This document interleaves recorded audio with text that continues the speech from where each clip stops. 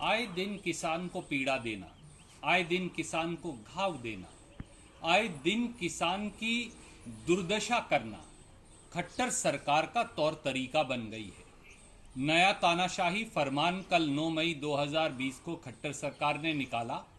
हरियाणा के अब 19 ब्लॉक्स के अंदर, खासतौर से उत्तरी हरियाणा, कैथल, कुरुक्षेत्र, यमुनानगर में 2,20,000 एकड़ में किसान को धान की खेती करने पर रोक लगा दी गई है। मेरी जमीन, मैं मालिक, पर खट्टर साहब मेरी जमीन में धान की खेती नहीं करने देंगे। 26 ब्लॉक्स में, खासतौर से उत्तरी हरियाणा में, पंचायती जमीन पर धान की खेती करने पर रोक लगा दी गई है।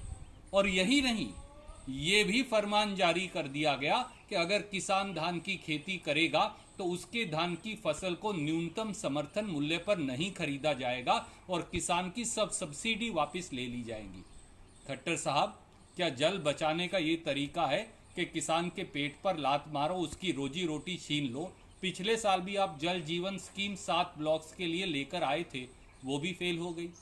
तो आज वाली स्कीम कैसे लागू होगी ये बताइए। आज किसान कोरोना महामारी और बेमौसमी बारिश से लड़ रहा है और आप हैं कि अब उसकी धान की फसल पर भी रोक लगा रहे हैं।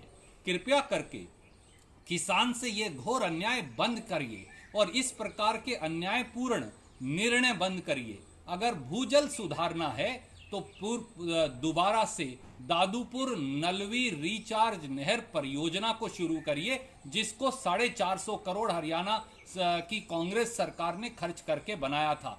इस प्रकार के तुगलकी निर्णय और तानाशाही फरमान बंद करिए, नहीं तो किसान चुप बैठने वाला नहीं। अगर आप उसको घाव देंगे, अगर आप उसको इस प्रकार से चोट पहुंचाएंगे, अगर आप उसको अब धान रोपने पर, धान की बिजाई पर भी रोक लगाएंगे, अगर पंचायती जमीन को पर धान पैदा करने वाले किसान पर रोक लगाएंगे, तो किसान चुप नहीं बैठेगा।